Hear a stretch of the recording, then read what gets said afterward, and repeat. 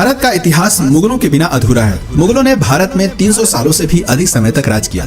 बाबर, अकबर और शाहजहां से लेकर बहादुर शाह जफर तक कई मुगल शासकों ने दिल्ली की राजगद्दी से भारत में शासन किया। लेकिन कई सवाल आज भी इतिहास के पन्नों से गायब हैं। आखिर मुगल भारत क्यों आए थे? मुगलों ने भारत में अपना साम्राज्य कैसे स्थापित किया? राजपूतों और मराठाओं के रहते कैसे विदेशी ताकतों ने भारत में इतने लंबे समय तक राज किया? आखिर क्या है मुगलों के इतिहास की असली कहानी? आइए इसके बारे में थोड़ा डिटेल में समझते हैं। दोस्तों, अगर बाबर हिंदुस्तान न आता तो भारत में मुगल साम्राज्य की स्थापना नहीं होती। भारत में कभी लाल किला, ताजमहल जैसी भव्य इमारतें न देखने को मिलती। बाबर का असली नाम जहीरुद्दीन मोहम्मद था। उसका जन्म 14 फरवरी 1483 को फरजाना में हुआ था। फरजाना आज के समय में उज्बेकिस्तान के अंतर्गत आता है। बाबर को तैमूर और चंगेज खान का वंशज भी माना जाता है। केवल 12 वर्ष की उम्र में ही बाबर ने फरजाना की राजगद्दी संभालनी शुरू कर दी थी। ये बात बाबर के कुछ रिश्तेदारों और अंकल को रास नहीं आई और उन्होंने बाबर को हटाने के लिए षड्यंत्र बनाने शुरू कर दिए। बाबर को फरजाना और समरकंद से बेदखल कर दिया गया। कई सालों बाद साल 1504 में बाबर ने अफगान की राजधानी काबुल को जीत लिया और अपनी सत्ता स्थापित की। लेकिन बाबर सिर्फ काबुल से संतुष्ट होने वाला नहीं था, वो अपने साम्राज्य का विस्तार करना चाहता था। बाबर जानता था कि यदि उसे साम्राज्य का विस्तार करना है तो इसके लिए धन दौलत की भी जरूरत होगी और उस समय भारत से ज्यादा धन शायद ही किसी और के पास था। दुनिया भर में उस समय भारत को दुनिया में सोने की चिड़िया कहा जाता था। 1525 में बाबर ने भारत में एंट्री करने की योजना पर काम करना शुरू किया। भारत को गुलाम बनाने और यहाँ राज करने के उद्देश्य से उसने भारत का रुख किया। उस समय हिंदुस्तान में लोधी वंश का राजा इब्राहिम लोधी का शासन चल रहा था। इसके अलावा राजस्थान में राजपुताना का शासन चल रहा था, तो वहीं साउथ में विजयनगर अंपायर अपने पैर पसार रहा था। इब्राहिम लोधी बहुत सनकी था। उसे कुर्सी से हटाने के लिए उसके चाचा अलाउद्दीन लोधी और पंजाब के गवर्नर दौलत खान ने एक प्लान बनाया और काबुल से बाबर को भारत आने का निमंत्रण भेजा। बाबर को तो जैसे इसी मौके का इंतजार था और तुरंत ही अपनी सेना के साथ उसने भारत की ओर रुख कर दिया। 15 दिसंबर 1525 को उसने सिंधु नदी पार की। बाबर के पास सिर्फ 12,000 की सैनिकों की टुकड़ी थी। सिंधु नदी को पार करते ही बाबर ने पंजाब प्रांत को जीतना शुरू कर दिया। बाबर के पास दमदार आर्मी के साथ ही तोपखाने और बारूद यानी कि गन पाउडर भी था। बैटल ऑफ पानीपत भारत की धरती पर लड़ा गया पहला युद्ध था जिसमें गन पाउडर का इस्तेमाल किया गया था। बाबर एक कुशल आर्मी कमांडर भी था। उसे युद्ध का बहुत अच्छा खासा तजुर्बा था। साथ ही उसकी स्ट्रेटजी भी कमाल की थी। वहीं दूसरी ओर इब्राहिम लोधी के पास 1 लाख सैनिकों की विशाल आर्मी थी जिसमें पैदल सैनिक, हाथी, घोड़े, बैलगाड़ियां सब कुछ थी। इतनी बड़ी सेना को देखकर भी बाबर का हिम्मत डगमगाया नहीं। वो काफी बहादुर योद्धा माना जाता था। काबुल सहित पूरे अफगानिस्तान और उज्बेकिस्तान में आज भी बाबर को एक महान योद्धा के रूप में जाना जाता है। कई जगह उसके पुतले भी लगे हैं। वहाँ के लोगों को बताया जाता है कि बहुत कम सेना के साथ बाबर ने भारत पर फतह हासिल की थी। पानीपत दिल्ली से करीब 60 किलोमीटर की दूरी पर स्थित है और वर्तमान समय में हरियाणा का एक जिला है। बाबर ने इब्राहिम लोधी को युद्ध के लिए ललकारना शुरू किया। अपनी रणनीति वो पहले ही बना चुका था। उसने दुश्मन के इलाके में एक खाई खुदवाई जिससे कि लोधी की सेना ज्यादा फैलाव न कर पाए और बाबर की सेना को आसान टारगेट मिल सके। बाबर की सेना के कुछ लोगों ने कहा कि हमें वापस लौट जाना चाहिए, लेकिन बाबर ने वापस जाने से साफ इनकार कर दिया। उसने कहा कि हम इतने दूर आए हैं तो अब दिल्ली जीते बिना वापस नहीं लौटेंगे। बाबर अपनी सेना की प्लानिंग बहुत अच्छी तरीके से करता था। सबसे आगे स्काउट्स खड़े होते थे जो दुश्मन सेना की खबर बाबर तक पहुंचाते थे। उसके पीछे बैलगाड़ियां लाइन से खड़ी कर देता था। सभी बैलगाड़ी को चमड़े की बेल्ट से बांध दिया जाता था और उनमें थोड़ा थोड़ा गैप छोड़ दिया जाता था। उन गैप्स में सैनिक तीर कमान लेकर खड़े होते थे और बीच में थोड़ी थोड़ी दूरी पर ही तोपखाने भी तैनात कर दिए जाते थे। सैनिकों के पास जो तीर कमान होते थे वो भी कोई साधारण नहीं थे। उनकी डोरी खींचने में ही काफी ताकत लगती थी। एक तीर 600 मीटर की दूरी तक जा सकता था जो करीब 7 फुटबॉल के स्टेडियम के बराबर है। हर 5 सेकंड में सैनिक तीर चला सकता था और एक तीर 4000 पाउंड का फोर्स क्रिएट कर सकता था। बाबर के पास एक वेल ऑर्गेनाइज्ड आर्मी थी। दूसरी ओर लोधी की सेना ने भी मैदान में डेरा डाल दिया जिसमें 1 लाख से अधिक सैनिक थे। लेकिन इतिहासकारों ने लोधी की सेना को सेना न कहकर बल्कि मेले का नाम दे दिया। बाबर और लोधी दोनों ही सामने वाली सेना के पहले आक्रमण करने का इंतजार कर रहे थे। बाबर जानता था कि उसने पहले अटैक किया तो उसके जीतने की संभावना कम हो जाएगी। 19 अप्रैल 1526 की रात को वो अपनी सेना की एक छोटी सी टुकड़ी को लोधी के कैंप में भेजता है। जैसे ही कुछ सैनिक लोधी के कैंप के पास पहुंचे, लोधी की सेना ने उन पर हमला कर दिया। बाबर के सैनिक वापस लौट आए और कुछ सैनिकों की मौत भी हो गई। इससे लोधी खुश हो गया और सोचने लगा कि बाबर की सेना को हराना काफी आसान है। लेकिन असल में बाबर ने तो मछली पकड़ने के लिए सिर्फ दाना फेंका था। 21 अप्रैल 1526 की सुबह लोधी की सेना ने बाबर की सेना पर अटैक कर दिया। लोधी की सेना बाबर के सैनिकों द्वारा बनाए गए ट्रेंच में गिर गई। वहाँ से बाहर निकलने में उन्हें जितना समय लगा, इतनी देर में बाबर ने तोप चलाने का आदेश दे दिया। लोधी ने सेना में सबसे आगे 300 हाथी तैनात किए थे। उसे लग रहा था कि हाथी जल्दी ही सामने वाली सेना को पछाड़ देंगे, लेकिन होता इसके बिल्कुल विपरीत है। तोपखानों की आवाज से हाथियों ने अपना संतुलन खो दिया और अपनी ही सेना को नुकसान पहुंचाना शुरू कर दिया। अपनी ही सेना के कई सैनिकों को हाथियों ने कुचल कर मार दिया। साथ ही तोपखाने से भी उनकी सेना को नुकसान पहुंच रहा था। थोड़ी ही देर में बाबर की पूरी सेना लोदी पर हावी होती नजर आई। कई घंटों तक युद्ध जारी रहा। शाम होते ही लोदी मारा गया और उसका कटा हुआ सिर बाबर के सामने पेश कर दिया गया। इस युद्ध के बाद बाबर को अच्छी खासी धन दौलत मिली। इतिहासकारों का कहना है कि बाबर ने जीता हुआ सारा धन जनता में बंटवा दिया था और इसके बाद जनता ने खुश होकर कलंदर नाम की उपाधि उसे दे दी। सन 1526 में 43 साल की उम्र में बाबर ने दिल्ली में मुगल सल्तनत की स्थापना की। लोदी को हराने के बाद राजपूतों ने उसका विरोध किया। पानीपत के युद्ध के बाद बाबर ने 3 बड़ी लड़ाइयां लड़ी, battle of Khanwa, battle of Chanderi और बैटल ऑफ खागरा। उसने इन सभी लड़ाइयों में जीत हासिल की, लेकिन 26 दिसंबर 1530 को उसकी मृत्यु हो गई। मृत्यु के बाद बाबर को पहले तो आगरा में दफनाया गया, लेकिन उसकी अंतिम इच्छा के मुताबिक बाद में उसे काबुल में दफना दिया गया, जहां बागे बाबर नाम से उसका मकबरा आज भी बना हुआ है। बाबर के बाद हुमायूं को दिल्ली का बादशाह बनाया गया। हुमायूं के 3 और भाई भी थे और उन्हें भी अलग अलग राज्य सौंप दिए गए थे। हुमायूं काफी शांत स्वभाव का बादशाह माना जाता था और कोई भी फैसला हमेशा सोच विचार करने के बाद ही लिया करता था। लेकिन वहीं हुमायूं के भाइयों का दिमाग हर वक्त षड्यंत्र में लगा रहता था। तीनों भाई मिलकर ये योजना बनाते थे कि कैसे हुमायूं से दिल्ली का तख्त हासिल किया जाए और कई बार भाइयों के बीच में जंग भी हुई। हुमायूं पर कई बार जानलेवा हमले भी हुए। सन 1539 में चौसा में हुमायूं की भीषण लड़ाई हुई और 1540 में बिलग्राम में भी हुमायूं को युद्ध करना पड़ा। इस युद्ध में हुमायूं की हार हुई और शेरशाह जीत गया और युद्ध में हार के कारण हुमायूं को अपनी जान बचाकर भारत से भागना पड़ा। कुछ समय तक वो सिंध में भेष बदल कर रहा। हुमायूं ने हमीदा बानो से शादी की और मोहम्मद जलालुद्दीन अकबर को जन्म दिया। करीब 15 साल तक भारत से बाहर रहते हुए हुमायूं ने अपनी एक विशाल सेना तैयार कर ली थी। साल 1555 में हुमायूं को फिर से दिल्ली फतेह करने में कामयाबी मिल गई, लेकिन इसी वर्ष लाइब्रेरी में सीढ़ियां चढ़ते वक्त उसका पैर फिसल गया और उसकी मौत हो गई। हुमायूं की मौत के बाद मुगल साम्राज्य लड़खड़ा गया और राजा हेमू ने दिल्ली पर आक्रमण कर दिया। उस समय अकबर की उम्र केवल 12 साल की थी और वो राजा हेमू की सेना के आगे कुछ नहीं कर पाया। लेकिन मुगलों के पास एक वफादार सेनापति था जिसका नाम बैरम खान था। बैरम खान ने एक सेना तैयार की, अकबर को युद्ध कौशल की जानकारी दी और 1556 में पानीपत की दूसरी लड़ाई में राजा हेमू को हरा दिया। 13 साल की उम्र में अकबर दिल्ली के तख्त पर विराजमान हो गया। अकबर एक धर्मनिरपेक्ष राजा माना जाता था। उसने राजा बनते ही लोगों का दिल जीतना शुरू कर दिया।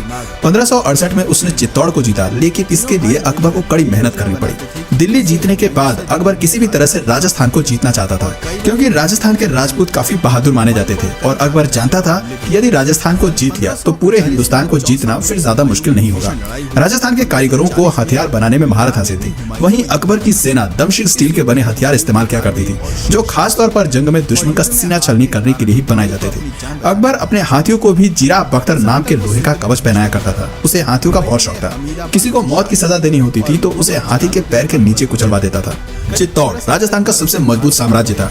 चित्तौड़ का किला एक अभेद किला माना जाता था। वहां तक पहुंचने के लिए अकबर ने एक प्लान बनाया। उसने एक सुरंग खोदी जिसके जरिए उसके सैनिक किले तक पहुंच गए। चित्तौड़ का किला एक पहाड़ी पर था, वहां तक सीधे नहीं पहुंचा जा सकता था। दूर से ही चित्तौड़ के सैनिक दुश्मन को देख लेते थे और ऊपर से तीरों की बौछार कर देते थे। लेकिन अकबर के सिर पर जीत का भूत सवार था और लगातार प्रयासों के बाद 25 फरवरी 1568 के दिन उसने चित्तौड़ का दुर्ग जीत लिया।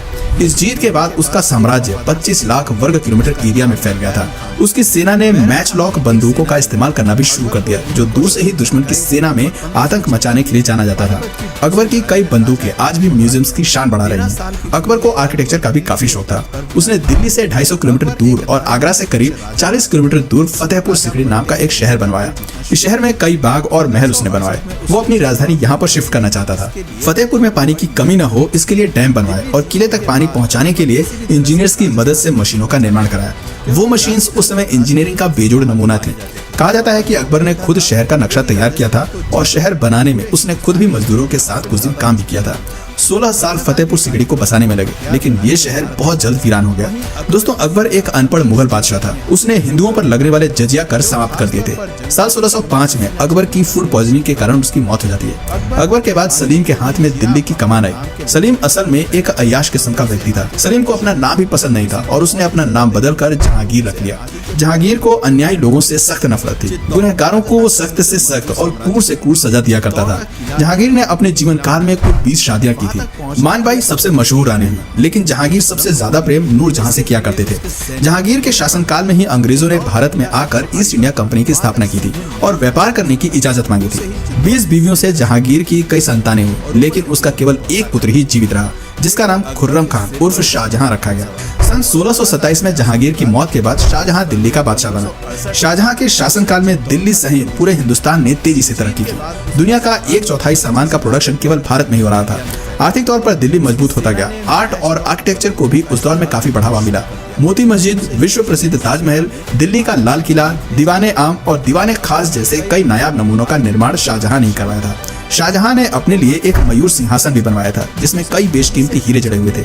लेकिन 1639 में ईरान के राजा नादिर शाह ने युद्ध में शाहजहां को परास्त कर दिया था और इसके बाद नादिर शाह अपने साथ मयूर सिंहासन वापस ले गया था।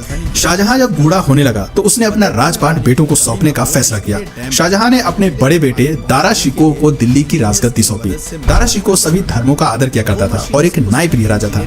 लेकिन दारा शिकोह के राजा बनते ही शाहजहां के तीसरे बेटे औरंगजेब को हजम नहीं हुई। औरंगजेब ने सन 1658 में अपने भाई के खिलाफ युद्ध छेड़ दिया और दिल्ली का बादशाह बन गया। बादशाह बनते ही औरंगजेब ने अपने पिता को आगरा के किले में बंद करवा दिया और अपने भाई को मौत के घाट उतार दिया। औरंगजेब कितना क्रूर था इसका अंदाजा आप इस बात से लगा सकते हैं कि भाई के मौत के बाद उसका गला धड़ से अलग करके औरंगजेब अपने पिता के पास ले गया था। औरंगजेब के बादशाह बनते ही हिंदुओं पर अत्याचार करने उसने शुरू कर दिए। जगह जगह मंदिर तुड़वाकर मस्जिदों का निर्माण कराया। कई हिंदुओं का जबरन धर्म परिवर्तन किया गया। उसके शासनकाल में ही हर जगह कत्ले आम हो रहा था। ये बातें मराठा, मारवाड़ा, राजपूत सहित कई हिंदू राजाओं को पसंद नहीं आई और औरंगजेब के खिलाफ युद्ध का शंखनाद कर दिया। औरंगजेब युद्ध में घायल हुआ और करीब 3 महीने तक वो बिस्तर पर ही रहा और सन 1707 में बिस्तर पर ही उसने दम तोड़ दिया। औरंगजेब की मौत के बाद मुगल साम्राज्य धीरे धीरे अंधेर की ओर बढ़ने लगा। इसके बाद दिल्ली में कई मुगल बादशाह बने, लेकिन किसी में भी वो बात नहीं थी जो अभी तक के सभी मुगलों में थी। सन 1707 से 1712 तक बहादुर शाह प्रथम ने राज किया। उसके बाद जहांदर शाह, फारुखसियार, मोहम्मद शाह रंगीला, आलमगीर, शाहजहां तृतीय, अकबर द्वितीय सहित कई राजा हुए। किसी ने भी बहुत अधिक समय तक राज नहीं किया और बहुत कम समय में ही दिल्ली के बादशाह बदलते रहे।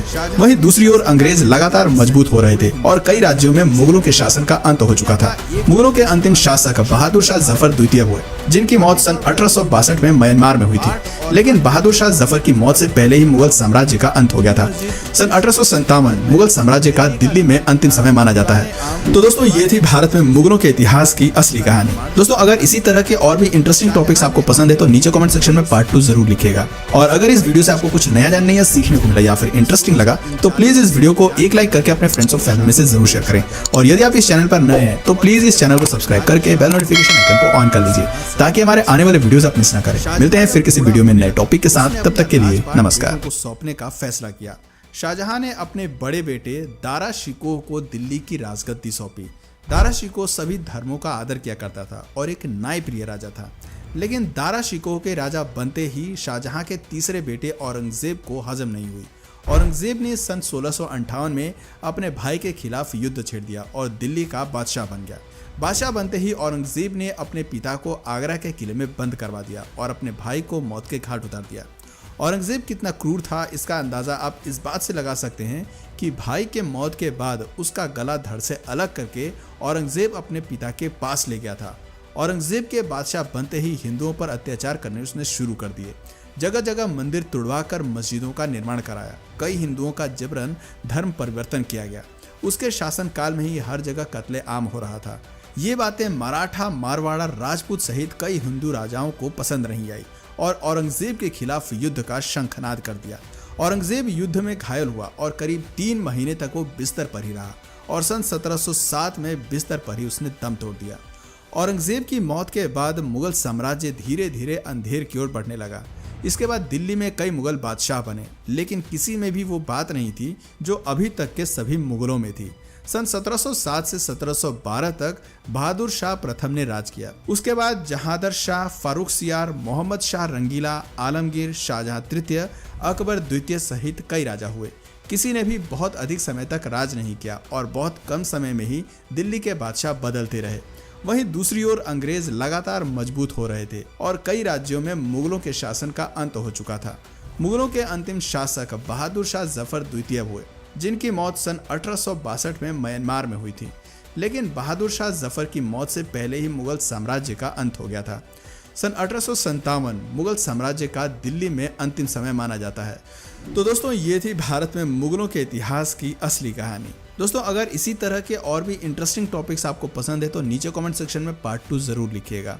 और अगर इस वीडियो से आपको कुछ नया जानने या सीखने को मिला या फिर इंटरेस्टिंग लगा तो प्लीज़ इस वीडियो को एक लाइक करके अपने फ्रेंड्स और फैमिली में से ज़रूर शेयर करें।